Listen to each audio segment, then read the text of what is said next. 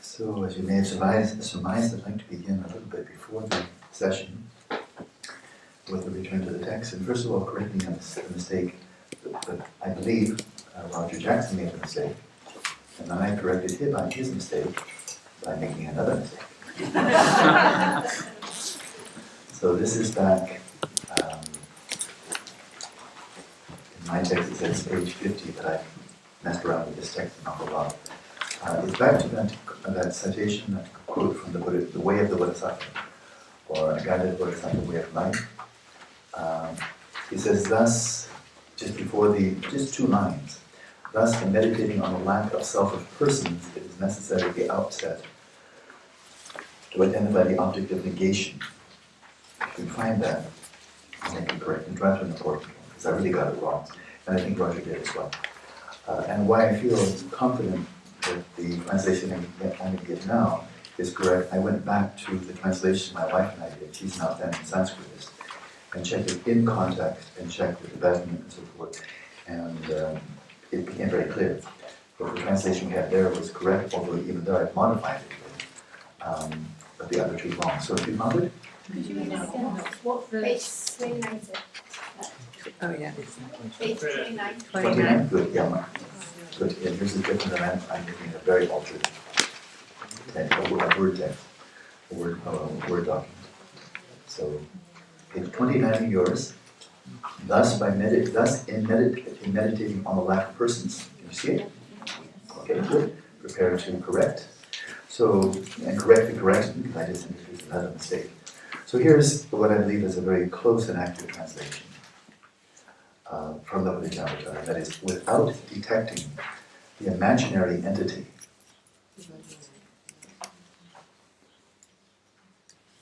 Without detecting the imaginary entity, its non-existence is not apprehended.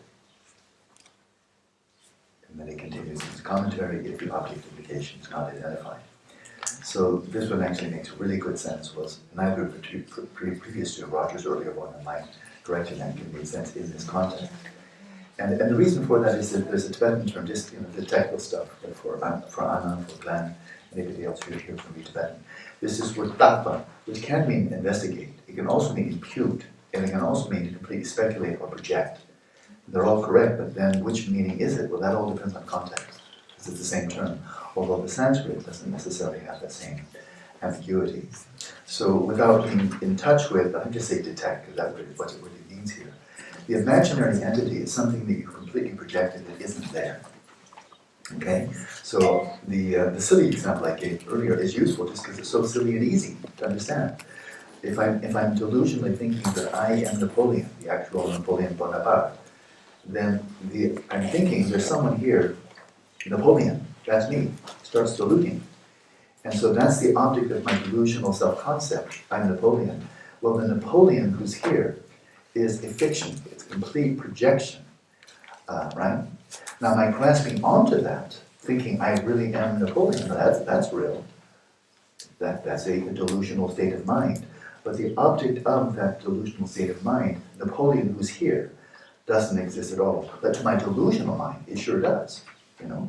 And so that's the imaginary, this silly example, or analogy, Napoleon here is the imaginary object. So without detecting the imaginary entity, and that is without detecting the imaginary entity as an imaginary entity, and that is recognizing it as such. So if I had therapy from dear Catalina, I'm suffering from the psychosis, she would show me, first of all, that in fact there is no Napoleon here. She showed me there's not a shred of evidence here. So I keep on grasping onto it, but she persuades me not to just stop thinking that, like the boy who thought he was a kernel of corn, because that just suppresses it, ready to pop out, any catalyst, because he still thinks he's a kernel of corn, he's just learned how to manage well. Whereas if Catalina can show me unequivocally, beyond all doubt, there's no Napoleon here, then I've gotten in contact with, detected, gotten in touch with, is the term, the completely fictitious nature of Napoleon here. Having done so, then without doing that, I cannot apprehend its non-existence. Without seeing the fictitious nature of Napoleon, I cannot apprehend the absence of Napoleon here in this person. Okay? Now, silly example, but it's very easy, isn't it? It's kind of nice, because it's so silly and so obvious. And now we take this to this massive barrage of analysis that Tsongkhapa and his great followers have presented, inspired by Chantakirti, Shantideva, Nagarjuna, and so forth. And they say, okay, there was a silly example, here's one that's not silly, grasping onto myself as being inherently existent. And what does that mean? I exist for my own side. I already am before I or anyone else thinks about me, labels me, conceptually designate me. That's all fluff on a really existent self that has a body and mind, and I really have a body and mind. So that self is the Napoleon. We can take it very seriously. When we say things like, who do you think you're talking to? You like that one. Hey, Beatrice, who do you think you're talking to? I'm a PhD from Stanford. I've been teaching 40 years. I published 40 books. Who do you think you're talking to? Whoa! Oh, sorry. I didn't know your ego was that big. So that comes up, when we're insulted, when we're praised, when we're, the classic one, Tibetan love is when we're falsely accused. I didn't do that. How can you accuse me? I would never do that. Boy, it's coming out like you put your finger into it like the Pillsbury Doughboy.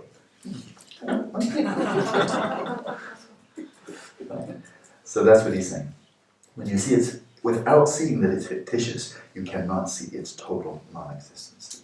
Now, the classic method, as all of you good Geluk scholars know here, is this is the first thing you identify, and then you just bring out the heavy artillery of one type of analysis after another, parts and whole analysis, analysis by way of dependent origination, analysis by way of causality, is this self born from itself, others, both, or neither, and you just intensely bombard it. Maybe one will be sufficient, maybe you'll just bring in the whole flotilla of Nagarjuna's myriad reasonings and Mula Madhyamaka Karikara, and just blow it off the face of the earth.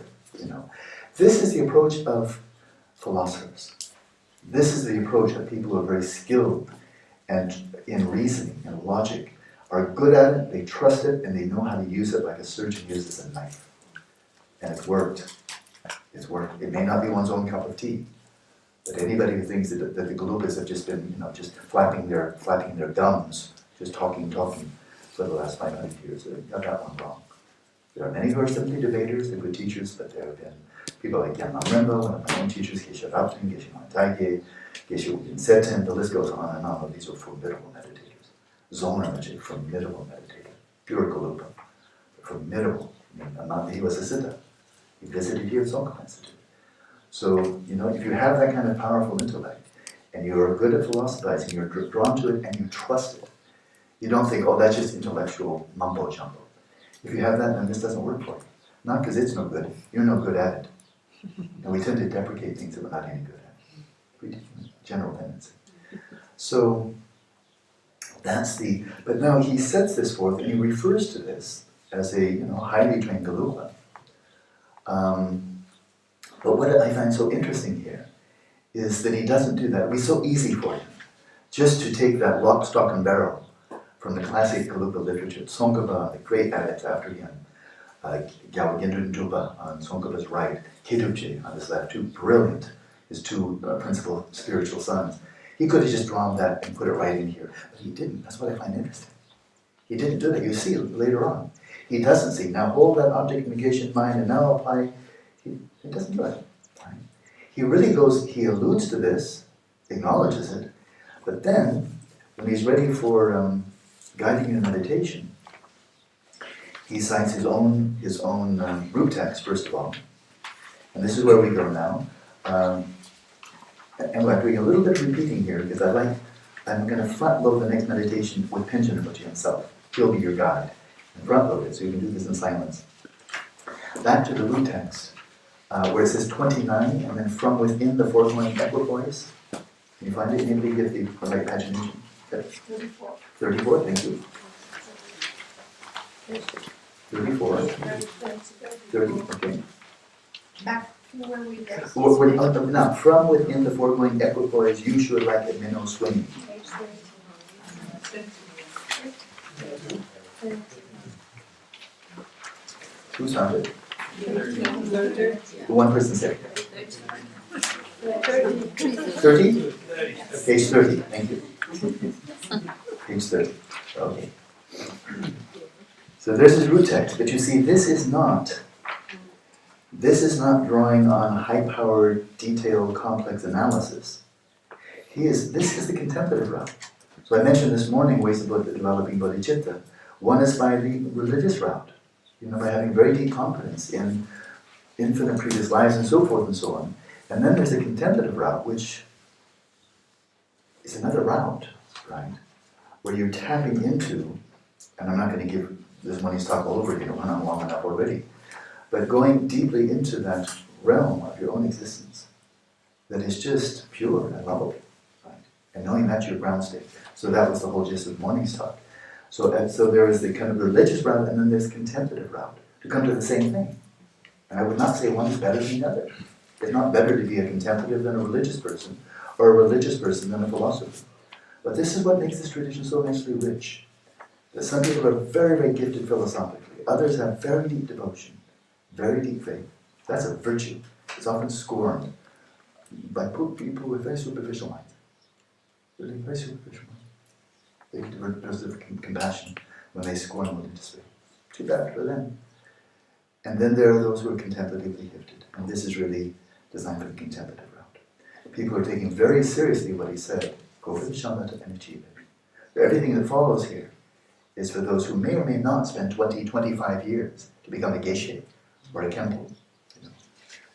But they may spend 20, 25 years in contemplative practice, achieve shamatha. Who knows which is going to be faster? To become a geshe, earn that degree after 10, 20, 30 years, or put in whatever time is needed, however long it is, and work through all the barriers, all the challenges, all the upheavals to actually fully achieve shamatha. I can tell you with a great deal of confidence there are a lot more geshes than there are people who achieve shamatha. But I can't say with certainty that either of those routes, the geshe will often take 20 years, kempo 15 years. I can't say with certainty that it would take longer to achieve shamatha. But there's not a whole lot of medicines. So that's what I'm seeking to. Following the words, the guidance of my own teachers, trying to encourage this is another route we can tap into. And also, if you're middle-aged, or for that matter, if you're not fluent in Tibetan, your chances of becoming a geshe are 0. There's no geshe training for people who don't speak Tibetan. You can have an 8-year master program, or 6-year, whatever it is. But it's not the same. How long is it? How many? 14. 14? Master's program here? No. Only with 14. Not here, 6. The second one, 7. Yeah, 7. But that compared to a geshe, there's no comparison. There's no comparison. And there's no false advertising here. So here it is. So here's for the contemplative route, right? And so, just to read this very briefly, but this is going to be front-loading the next session. So we have our guidance for the next session. Comes straight from Panchen, because he's offering guidance here that is very rare to find. You won't find just like this. I've not found it in the straight Gyaltsen Nyingma literature on Vipashyana on nature of mind. I know their material rather well. Gyaltsen was giving me marvelous samples of it. I think very representative. Here, this is something quite exceptional, and I think I'm very deeply impressed by it. So from within the foregoing equipoise, your best approximation But if you have the opportunity in this lifetime, why go for an approximation? Why not just go for it and achieve shamatha and change the world? So from within the foregoing equipoise, you should, like a minnow swimming in limpid water without disturbing it. So you know what that is. Tiny bit of commentary, because I've commented already. You've achieved shamatha or something, your closest approximation. And you're resting there, having settled your awareness in natural state. But rather than simply resting in shamatha, you're poised there with a question. You get there with shamatha. You move beyond shamatha with a question. And that is analyze wisely with subtle awareness. Well, the subtle awareness is that substrate consciousness, using this very refined, supple, non-movable, stable, clear, luminous awareness. Analyze wisely, that means discerningly, intelligently, with subtle awareness, the manifest nature of the person who meditates. So this is very interesting. The manifest nature does not mean look for the sheer absence of your inherently existent self. That's a very different thing. Your manifest nature is, we've looked at that a lot, right? And one could say, because often in Tibetan singular and plural are not clearly distinguished at all, this could be manifest natures, right? Because you appear to yourself in so many ways. Sometimes very strongly associated with your gender. Sometimes not. Sometimes with your age. Sometimes not. Your ethnicity. Sometimes not. Your height, your intelligence, and so forth and so on. And not, And so just observe as you're resting there.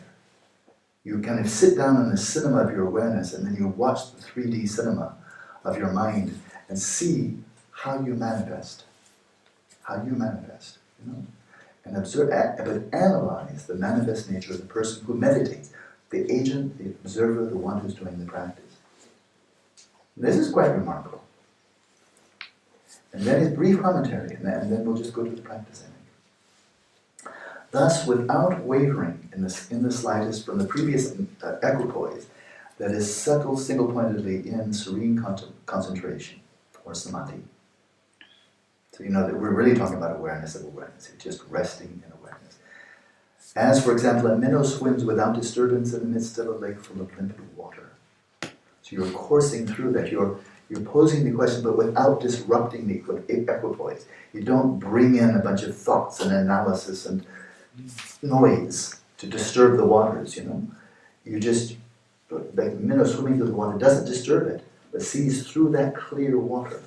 You're seeing through the clear space of your substrate consciousness, and you're watching the show, what comes up. So you're resting there, and basically we're now using as a platform, settling the mind in its natural state. But not settled there, not satisfied there, just seeing appearances come up and then watching them go away. But seeing appearances, how do you appear to yourself? How do you appear to yourself? What comes up? Manifest nature. You observe that and you analyze it. So first of all, observe it. Well, you've gotten your feet wet with this one. You've gotten all prepared with the shamatha he gave you earlier. Taking the mind as the path. The mind onto the path. Right? You get accustomed to that. Resting in the stillness of your awareness and observing the myriad appearances that arise. But now we're being selective. We're not just looking equally interested in any appearances that arise in the space of the mind, but rather those appearances that are clearly manifestations of you, appearances of you, right? So it's like, don't want to get too wordy here, but earlier attending to the whole space of the body and whatever sensations come up, but selectively focusing on those sensations correlated with the breath. The other one's background. This is the foreground. So these are the ones you select out. But then you don't just watch them, because that would still be just shamatha. Then you analyze. And how do you analyze? He says, well, here's how. From within that equipoise, you should analyze with subtle consciousness the manifest nature of the individual or I who meditates in concentration, who's resting there in samadhi. And now here it is. You've heard it before, but I can make it crystal clear, as he does. Its way of existing. The manifest nature. How do you exist? How are you present? You, the meditator, how are you present?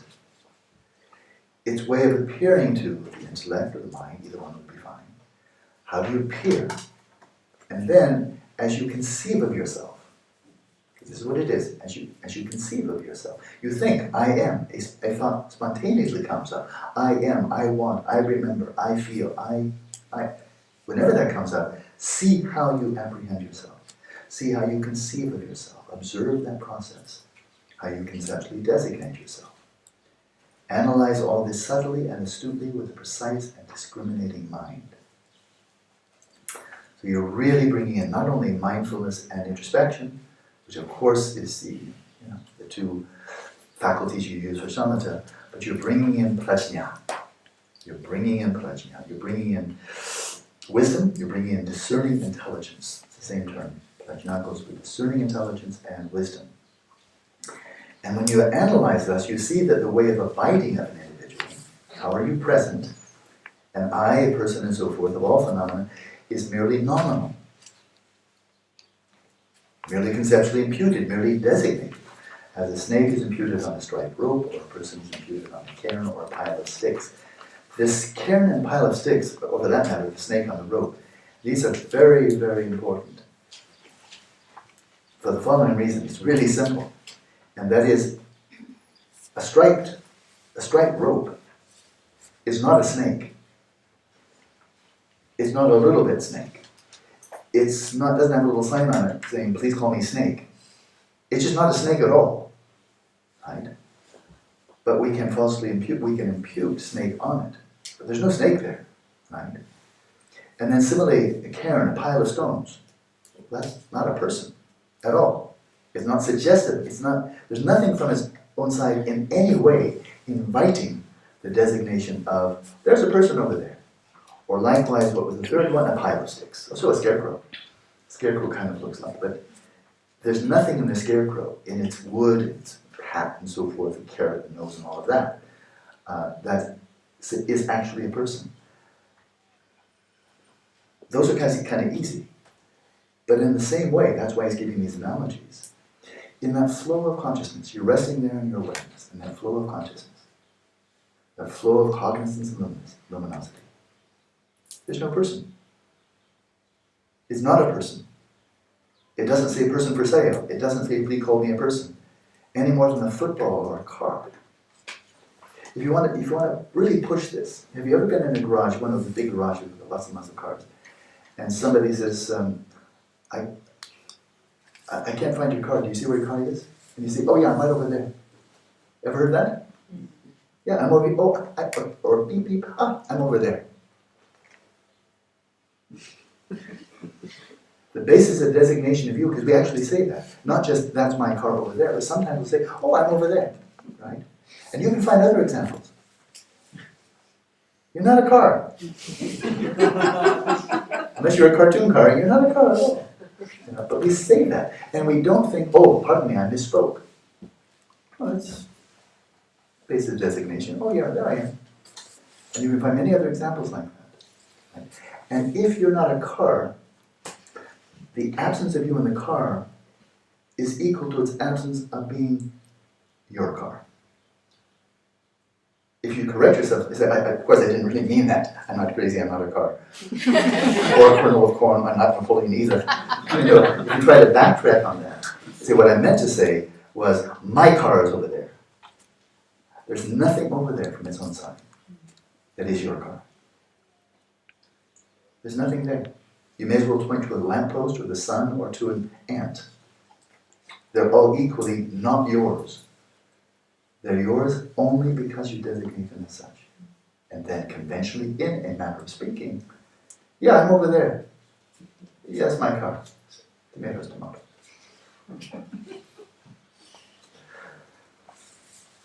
So you see what he's doing? He's saying just watch it.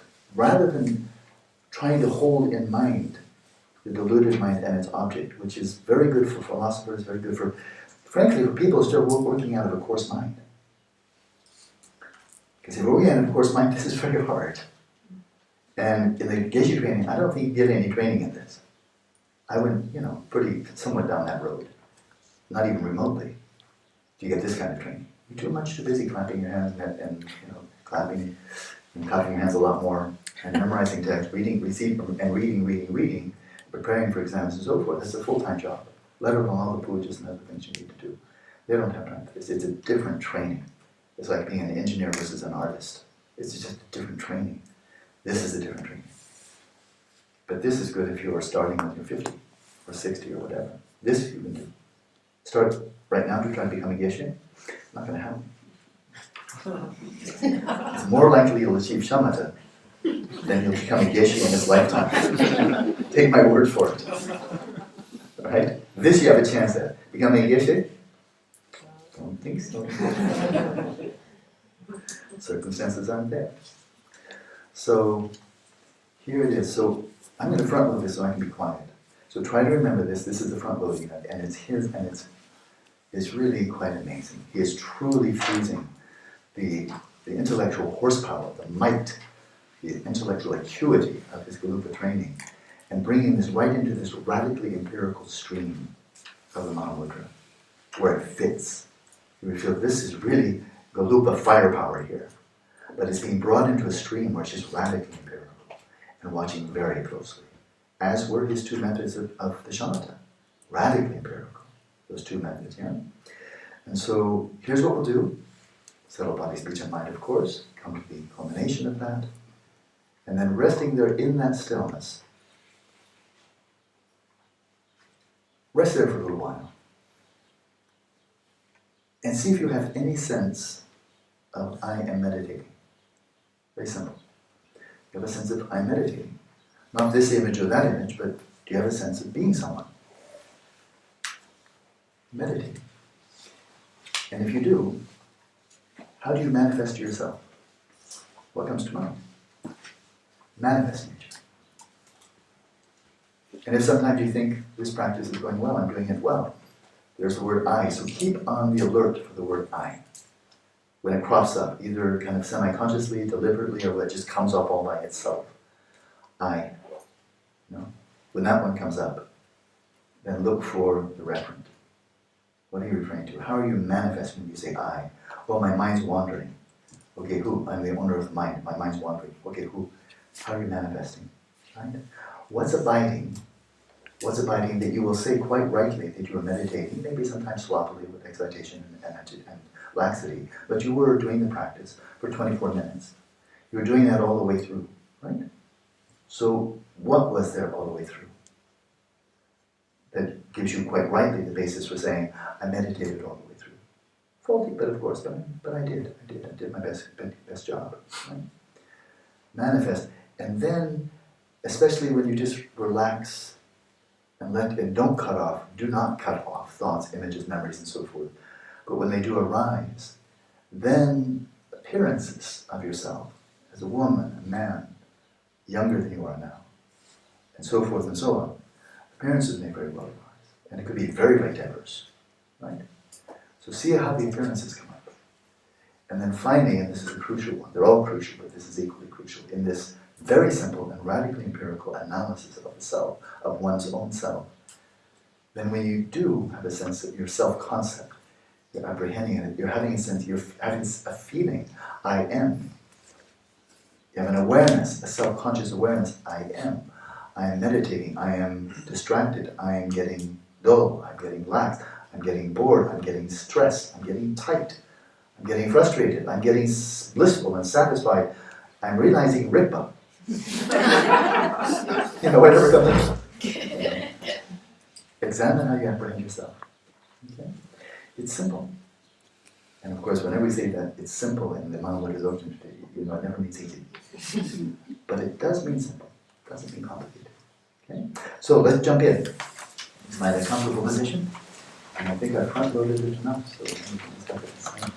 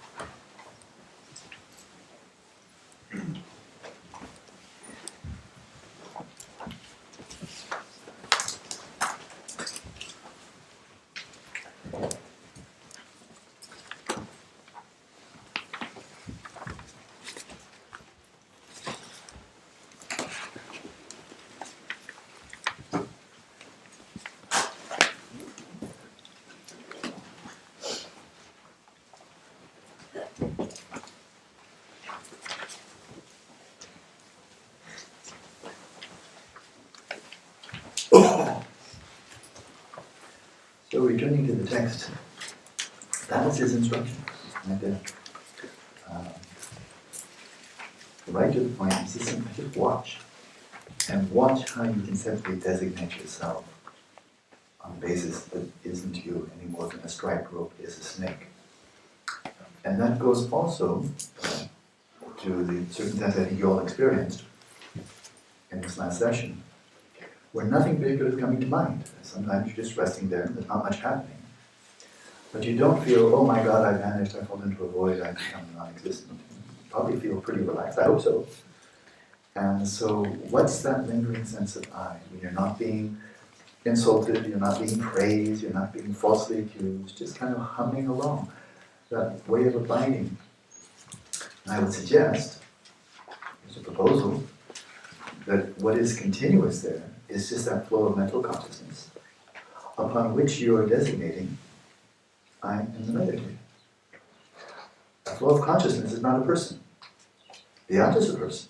Amy is a person. Yeah. You have a head, your arms, shoulders. Your consciousness doesn't. Your consciousness is not a person. And you're not in a formless realm. Human being. But on the basis of that flow of consciousness, you can designate something that wasn't already there and is not to be found in the flow of consciousness itself. And that will get very interesting very quickly.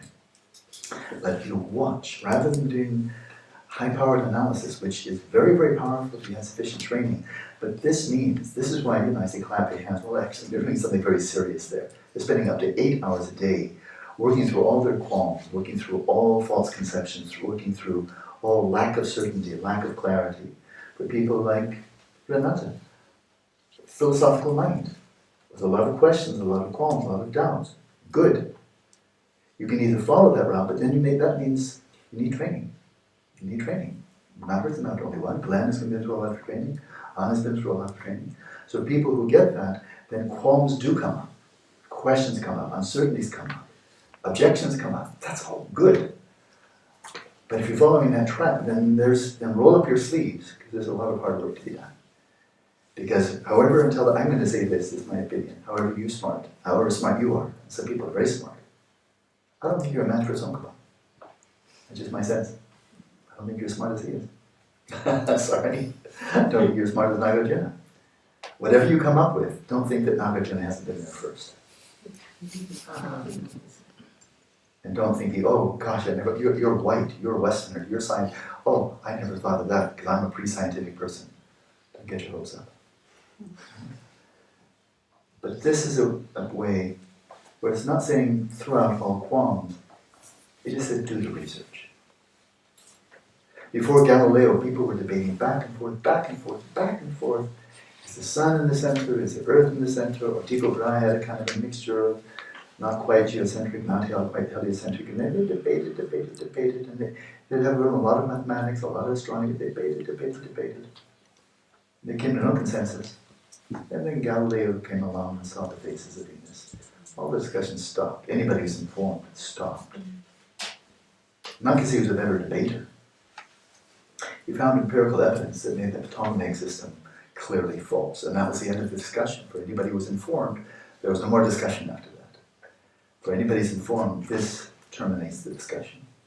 When you see for yourself how you designate yourself into existence, and the self that is so designated has nothing more than a nominal existence of the same status as the fact that this self is mine. So now let's return. So he gives these various analogies. So you've seen this before. We move on. You see things as the Tathagata sees them. And then we move ahead in the text. I'm going to reread that last paragraph briefly, but it's good to see. How did it turn out? Because we're not the first people doing this. So looking down below, right to the last paragraph that I read. Thus, when you examine with the subtle consciousness, where is it? What page? 33. 33. Good. I'm going to read that paragraph really quickly. You can see where you're going. Yes, this is leading the witness. It's leading you to liberation. That should be okay. It's not leading you to get all the right answers in the exam. It's leading to liberation. And so then, thus, when you examine with a subtle consciousness from within equipoise, he keeps on highlighting that point. If you don't have equipoise, then you really can't do this practice. And it's a different type of training than getting a PhD in Buddhist philosophy or getting a geshe or chemistry. When you do so, you yourself appear such that not even an atom exists, not even the trace exists of the individual or self or person who's resting in equipoise. If you try to find some kind of a nuclear, atomic self, ego, nowhere to be found of the person who's resting there. All of a sudden there's emptiness. When you look for that, all of a sudden emptiness. When the generic idea of that clear vacuity is clear in your mind, so you're accessing this insight into emptiness initially by way of an idea, that gradually fades out as you go deeper into the practice. But when that generic idea is clear in your mind, then without further mental elaboration, without bringing anything to mind, you rest in single-pointed equipoise. Just go deeper there. We're back to the analogy of that glowing ember. Okay, you found the right place, you're on top of the snow cone. Okay, now just sit there and melt right through.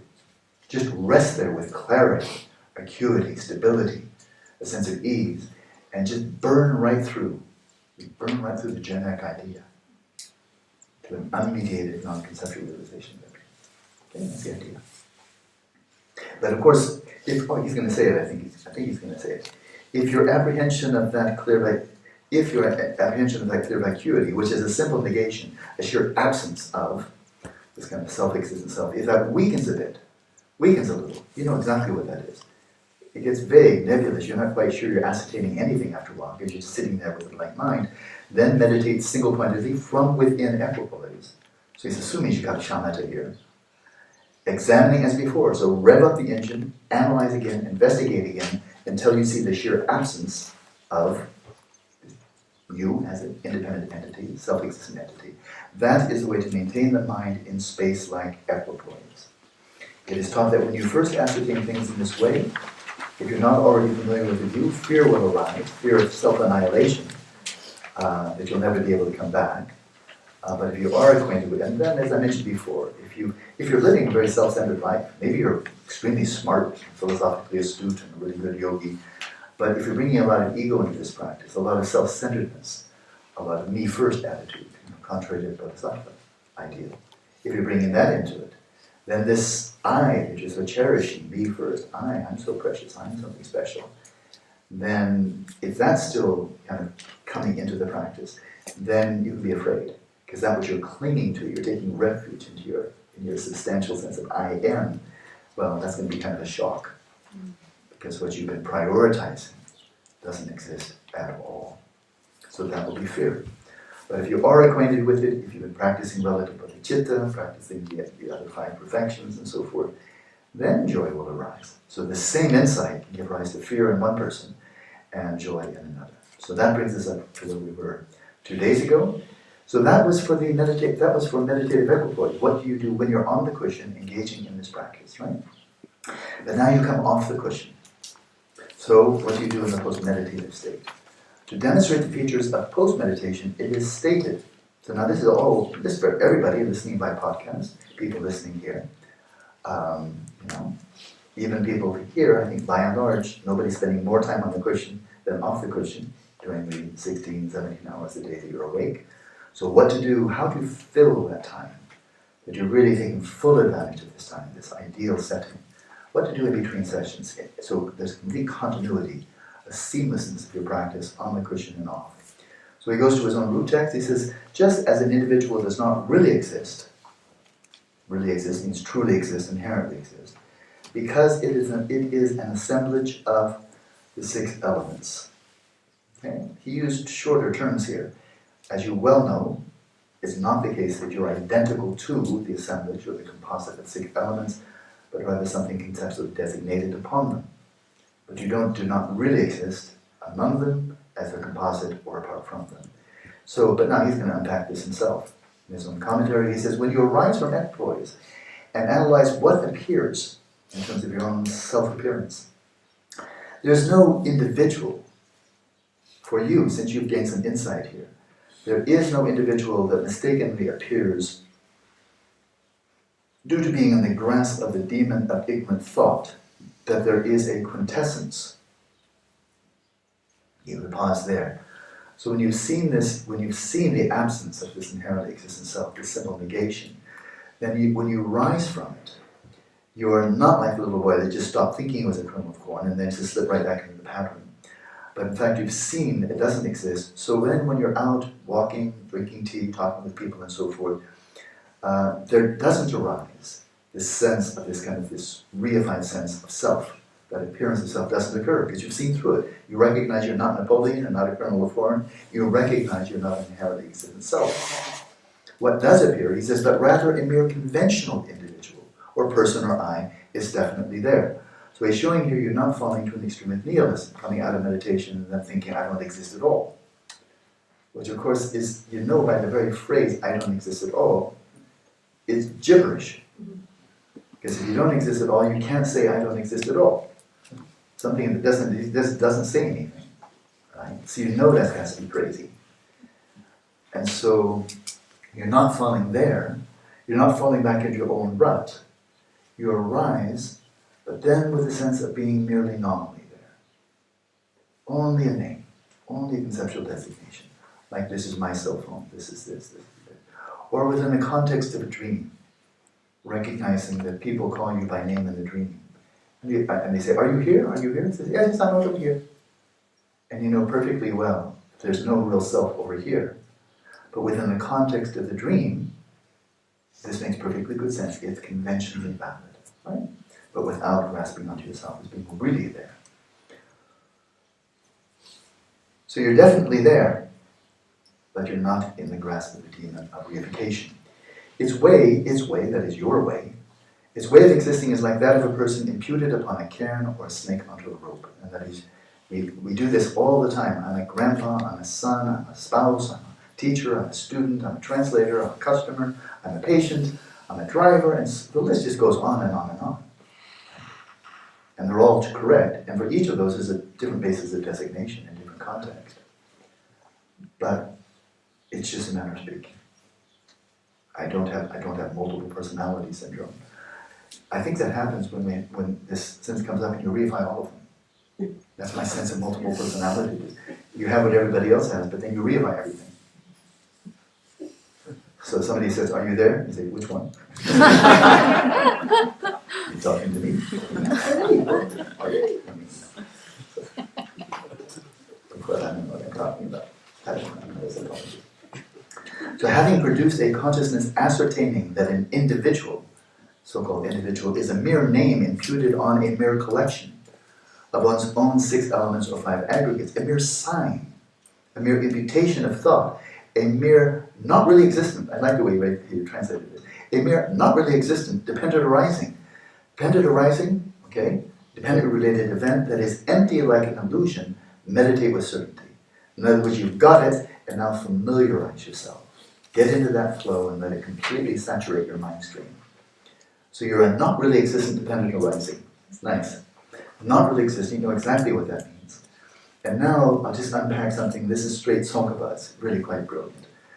What exactly does it mean dependently arising in this context? It's quite straightforward, and I would just say it's very deep.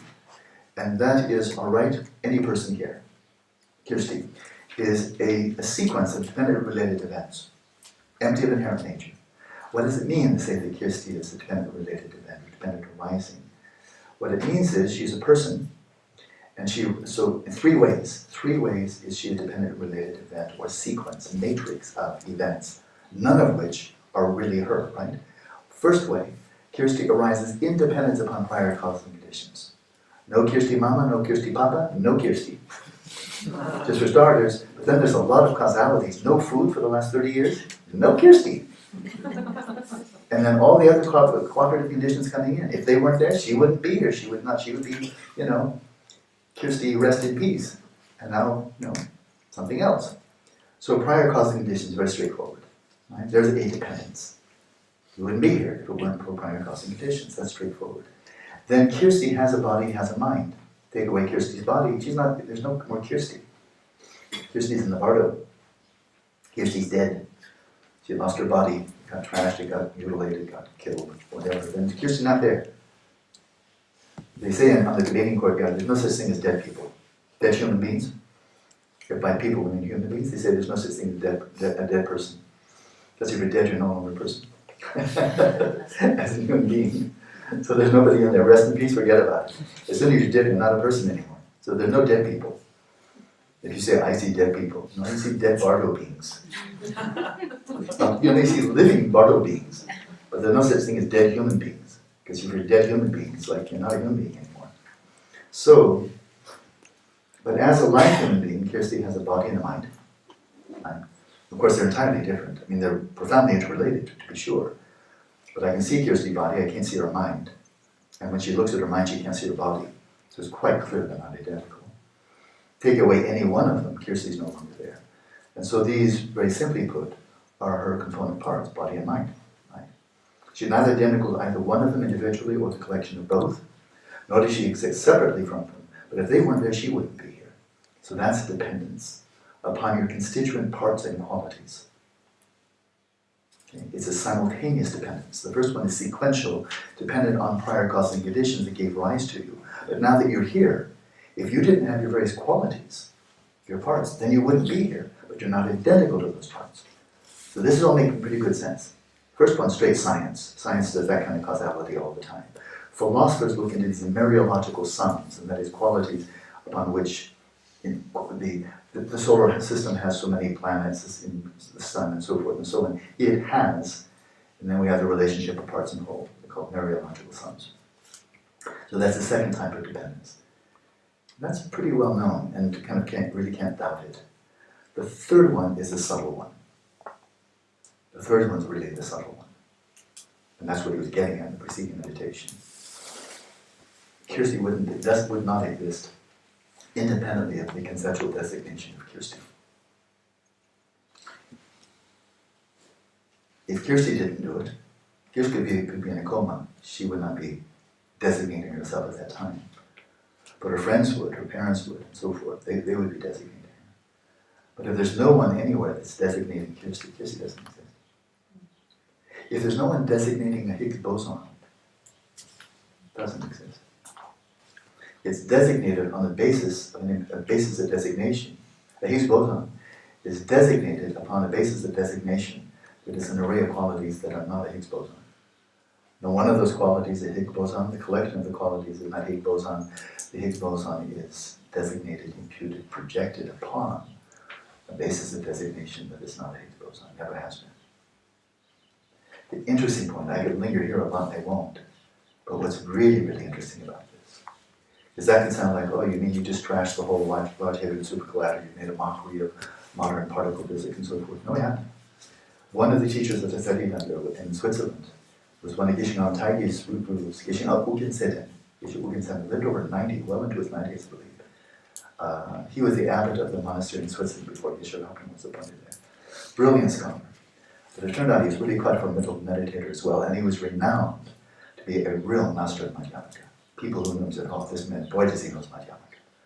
So I had a good opportunity to translate for him teaching Madhyamaka in Switzerland back in the late 70s. And so he told me, when I was monk in Suryuja, he said, I think maybe I read the Tao of Physics, I had a little bit of interest in physics, I don't know, but somehow out of his loop, or out of his clairvoyance or whatever he said, he told me back in about 78 or so, he said, Alan, as we study Madhyamaka, as we investigate Madhyamaka, we are not refuting the existence of elementary particles. We're not going to chime in and say, hey, you physicists, I have a different opinion about Higgs boson. They don't really exist, stupid. No. We're not challenging the existence of Higgs bosons. If they have very good, solid empirical evidence, based upon superb technology, incredible mathematics, and so forth, we're not going to just come lumbering in and say, no, they do exist. They exist relative to that conceptual framework, relative to that system of measurement. But the interesting part, the really interesting part, is that once you have designated a Higgs boson on the basis of this very superb research and the specific data that led you to confirm the hypothesis Higgs boson does exist, relative to that cognitive frame of reference, Higgs bosons have been around for the last 13 plus billion years. It works retrospectively. And they will be around from this cognitive frame of reference, even if an asteroid hits planet Earth and wipes us all out, from this cognitive frame of reference, they will exist for billions of years in the future, Higgs bosons. That's interesting. And they will exist in other remote regions of the universe that we've not explored yet and don't know anything about. Higgs bosons exist right now, they exist there too. Right? So with one designation, then it's like sheet lightning. And it goes through time, and it goes through space. Now the universe is populated by Higgs boson, and it has been for billions of years. From the perspective or relative to this cognitive frame of reference. Independent of this cognitive frame of reference. So again, it comes to a question, ready? Here's a cognitive frame of reference. It's called elementary particle physics. It's called the standard theory. Where's Philippe? Where's Philippe? Philippe, where are you? There you are. Standard theory? Standard atomic theory? Model. No, standard model, okay? I mean, it's really an incredibly brilliant model that makes sense of this myriad of elementary particles, correct? Yeah. So it's an outstanding model, and it's been tested, and its value, its rigor has been tested in many, many ways. Empirically, mathematically, by brilliant minds. These are all true statements. Relative to that cognitive frame of reference, these Higgs boson now, beyond seems all reasonable doubt, they do exist. But here's the question. Independent of that cognitive frame of reference, you ready? She said relative, that they have existed since for billions of years, they will exist, they exist billions of light years away, and so forth. Independent of that cognitive frame of reference, do Higgs bosons exist? No. Felipe, independent of that cognitive frame of reference, do Higgs bosons exist? Are there any dissenting views? We don't know.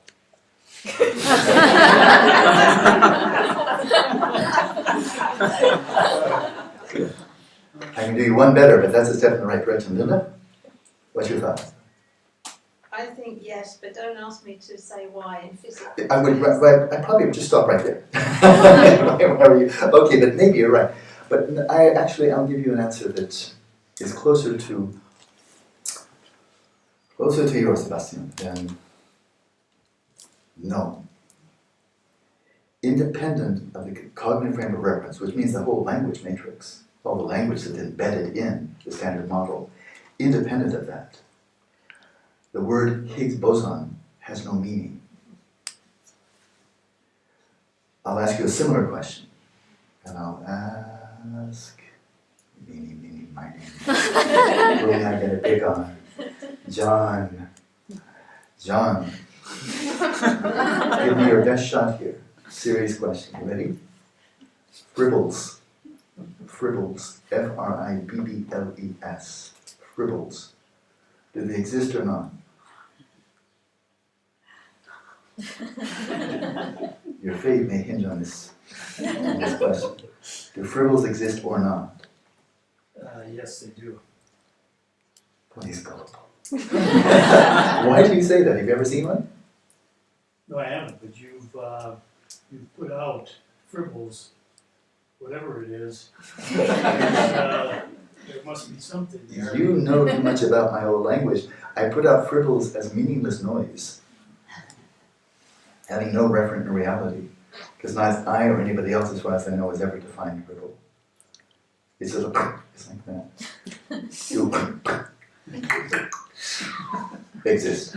That was complex language. It was actually a very complex mathematical formulation. The word has no meaning. That's why I chose fribble, because it has no meaning, it has no definition, it has no referent, because it's just noise. It's like that. And so to ask whether fribbles exist is a meaningless question. And independent of the cognitive frame of reference of the standard model, if you ask, do Higgs bosons exist, you may as well ask, do fribble exist? It has no meaning. Because the whole meaning of Higgs boson it's all embedded inextricably in the standard model. Throw out that standard model, it's just nothing. So you can't say it doesn't exist. It's like saying, I'm sure fribbles don't exist. Okay, show me the evidence. If one smacked you in the head, would you know it? So this is that we could linger there, but won't. So it's a mere name imputed or mere collection of one's own 6 elements, imputed on a mere collection of one's own 6 elements or 5 aggregates, a mere sign, a mere imitation of thought, a mere not really existent, dependent arising. Those 3 ways. Kirsi is dependent upon prior causal conditions without which you wouldn't be here. She is right now simultaneously dependent for her very existence upon her component parts and qualities, and she is dependent upon the conceptual designation Kirsi. And Mary Kay, if you found a definition of fribble, I'm just going to run screaming from the room. Okay, so we continue.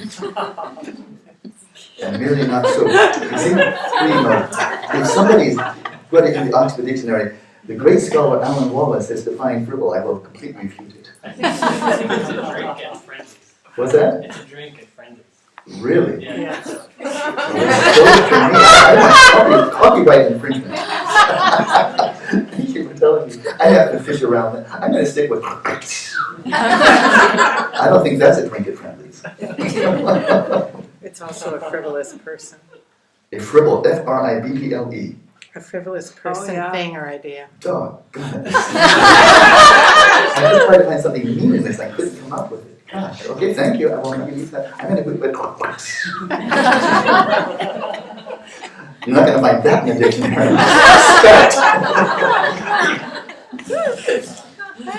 Okay, from now on, no more fribbles. They do exist. And what did you say, John? You said they do exist. You were right.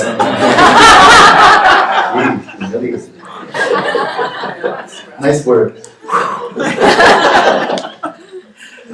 Okay, this is also to be remembered through the profound songs in the sutras. The King of Concentration Sutra, the Samadhi Raja Sutra says, an illusionist creates imaginary forms, various horses, elephants, and chariots. Like in the good old days, they would do that with samadhi, mantra, and some physical substance. And the combination of those 3, they could conjure up images. Like this yogi in the south of Bhutan, can conjure up a leopard and a deer. Those 3. So it's high contemplative tech.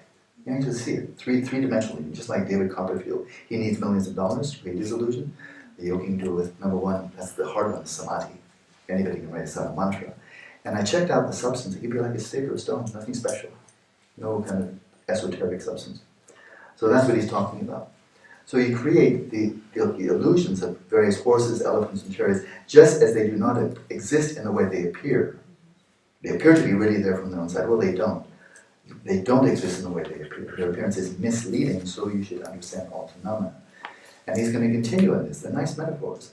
Just as a young woman in a dream sees her son being born and die, is happy when he's born and sad when he dies, so should you understand all phenomena.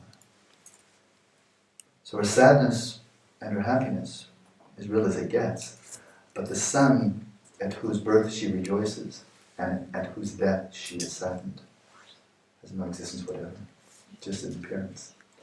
Just as the moon's reflection at night appears in water that is limpid and unmuddied, yet the moon's reflection is empty and unreal, ungraspable, so should you understand all phenomena.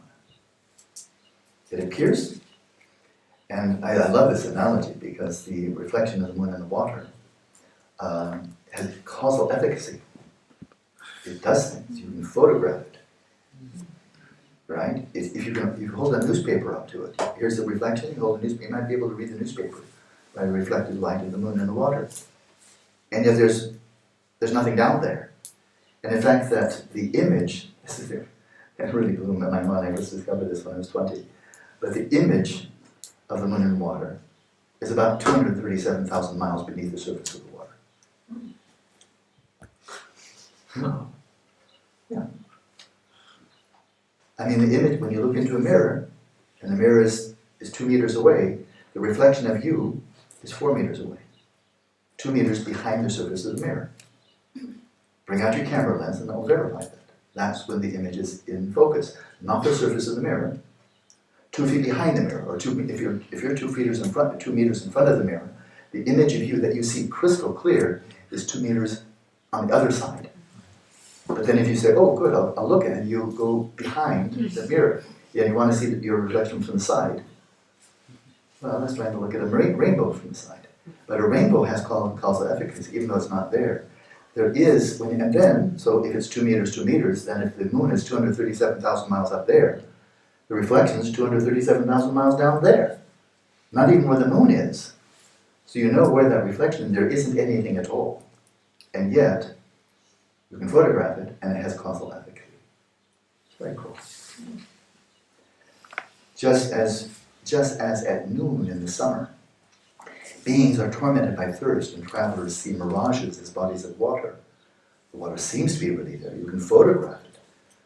But of course, there's no water there, so you should understand all phenomena. In a mirage, no water exists, but deluded sentient beings desire to drink it. There cannot be drinking of unreal water, so you should understand all phenomena. Just as people cut through the waterlogged trunk of a plantain tree, a banana tree, because they desire its core. Go inside and out, there is no core. So you should understand all phenomena. So it's this fundamental incongruity between the way phenomena appear and the way they actually exist. And that's the theme there. And so for yourself, as you examine yourself, there's an appearance of self and there is no self where you're looking, just an appearance. And yet, the self does have causal efficacy. You are meditating, you're not denying that. It's not that you don't exist at all. So this is how you try to carry this through. As you engage with people, you walk down the street, you eat, you talk, you answer email, and so forth. Watch the sense of self that arises. Now much more interesting, much more dynamic, much more engaged, more causally effective or efficacious. When you're doing all the stuff in the world, especially people listening by podcast, having a lot of things to do as soon as you finish the podcast, then watch how you arise. And watch how you arise, like you arise as a mirage, reflections of the moon, and so forth. Arising, and yet, wherever you think you are, there's no I to be found. No I to be found. You're an illusion. So, Atisha, who is also said to be a previous incarnation of this Panchen, at the end of his section on ultimate bodhicitta, he starts with Chuna Milum Tabutta, the very first line of the ultimate bodhicitta teaching, and this is all our fifth instruction. He said, view phenomena as if they were dreams. And then he goes through very, very, very much Mahamudra-like radical empiricism, focusing right on the nature of the mind, right? And then he finishes with meditative equipoise. And in one line, he said, all right, now what do you do in the post-meditative state? Right? Before he goes into bodhicitta, Donglen and all of that, one line. He begins with, view all phenomena as if they were dreams. And he ends, Tunsam Gyune Giro Ja. In between sessions, act as an illusory being, as if you were an illusory being, as if you were just a sheer illusion. But a really cool virtual reality, high-tech illusion. So if somebody reached out to touch you, they'd actually have tactile sensations. And they can see you, of course, and they can hear you, but they can actually touch you. So this, I've spoken with a world expert on virtual reality. I'm going to meet with him next Saturday. And I suggested to him something, because I can see, a lot of people are just tagging along. This is going to be the next big, big wave. It's going to be a multi-billion-dollar industry of fantastic escape from reality. It's going to be massive entertainment, virtual reality. And I suggested to my friend, he's at the school, that they'll probably will have something like this, won't they? Something like a wetsuit, full skin suit that you put on. But it's not a wetsuit, of course. It's a really high-tech skin, so that when you put on whatever you put on, the helmet or whatever, and you're in this 3D world, and you can see and you can hear, if you reach out to touch someone in this complete virtual reality, you'll feel the tactile sensations because of this full suit, this full skin, high-tech skin. And so you reach out, well, you can imagine the pornography I love this. But you can be windsurfing, you can be climbing high mountains, you can jump out of airplanes, you can do all kinds of things. All in fantasy realm, right? And then you really are, and he speaks then of being avatars. They speak of avatars, where you can project this. This is right now already occurring, and it's going to only get really fast, really better, really fast. You can be participating in conferences that are thousands of miles away. You can project your avatar, and you can be walking around in the room where the other people are and see them, and they'll be able to see you. Yeah. It's either right now or right around the corner. Right? Well, this is good for Dharma, because this means pretty soon I can stay home. Meditation. As you notice, I'm not hugging many people these days. I don't want you to get used to hugging until you get the suit, and then we have a nice conversation. But I'm not doing much hugging because I want you to be satisfied, just visual and auditory. So if I'm sitting in my little meditation hut in Santa Barbara, oh yeah, it's good enough. Visual, audio, got it. Then I finally get a pituko. Emanate tukus. The pure land of Santa Barbara. So thus, this is so post-meditative. We're going to wrap this up soon. So thus, when you have practiced repeatedly and have understood the lack of self of the person found in your mind stream, there is another saying from the condensed perfection of wisdom, and this is where we expand. Know that all sentient beings exist as the self exists. The parallels are magnificent here. Satipatthana Sutta, I love going back to the ground, the Pali Canon, the earth, foundation. 4 applications of mindfulness. Remember? Body, feelings, mental states, and phenomena. And how do you proceed in this investigation? Because it's way, way beyond bare attention. That's baby steps, it's diaper steps, if all you're doing is bare attention. Now you get into the main flow of it. Well, it's immensely more sophisticated and profound than that. And how do? You contemplate your body as the body internally. You see the body as a body, not as you, and not as my body. You see the body as a body, that's all it is. Mary Kay's body is no more mine than my body is mine, except that we're conceptually not designating. If she were my slave, old-fashioned times, if she were my slave, literally, like we had 200 years ago, I can say her body's my body, I can do anything I like with it. And slave owners did. Because it's mine. It's like my cell phone, my body, like so. Then it would be. Happily, we're out of that age. But that body is no more mine than this body. It's just a body. So you see the body as the body, internally. You recognize, nobody's home. This is just a body, a body. There's no owner, there's no one here, there's no one home, there's no me, there's no mind. It's just a body. Like liver is liver, blood is blood. That's it. No romance. Just liver, brain cells, skin, just skin. That's it. See the body as the body internally. And then you see the body as the body externally. Whoa. Everybody's just a body. That's not him. It doesn't belong to him. It's not a person. It's just a body. Just a body. You examine the body internally, examine the body externally, you examine the body internally and externally. You see how your body interacts, influences other bodies, and they influence yours. It's brilliant. And then you go for feelings, mental phenomena, mental events, and then phenomena are doing the same thing here. When you've really taken, you rested at home and you've done this analysis with respect to yourself, because that's the most important one, because that's where we're deluded all the time. I'm not deluded about Mary Kay that much because she's not filling my attention most of the time. But myself, I am where I am. I go where I go.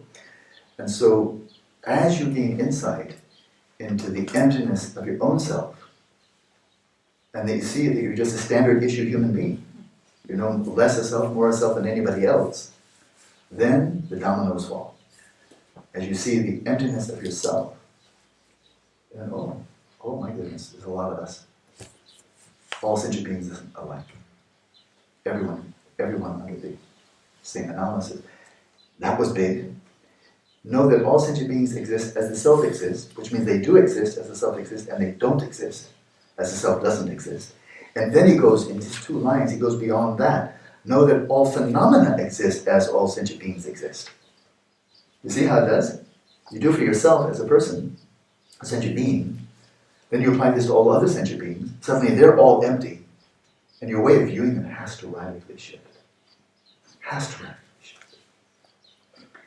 And then as with sentient beings, so with everything else. Trees, plants, elementary particles, galaxies, planets, and so forth. Everything else. Dominoes fell from the inside out. The Death Star has now blown up all the way. So for the purpose of demonstrating the way to meditate on the lack of self in other persons and phenomena, the root text explains. And that's where we will stop. We didn't cover a lot of the text, but this will keep us busy for 24 hours, or 22. And that is, keep on coming back. Just keep on going deeper. Don't expect to be really good at it the first time you try.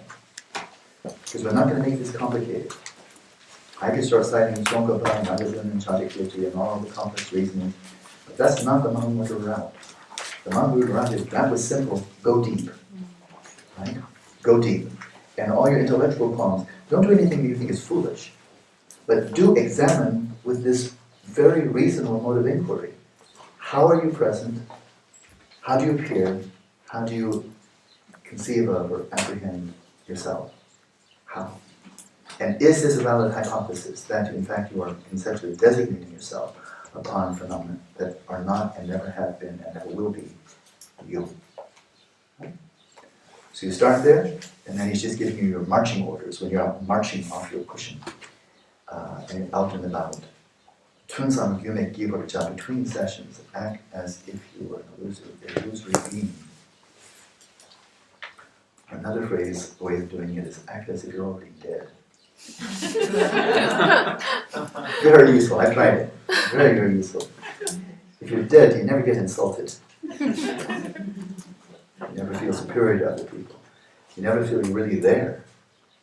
You know, in the sixth sense of the voice, I see dead people. You're one of the dead people. You know, you're just an appearance, nothing more. You're the plantain tree with no core. You're the mirage, you're the reflection of the moon. You appear and you're not there. And if you're ready for that, it's just, there's that phrase, as soon as I heard it, it lingered in my mind, as it did for many other people. The unbearable lightness of being. The book and the movie.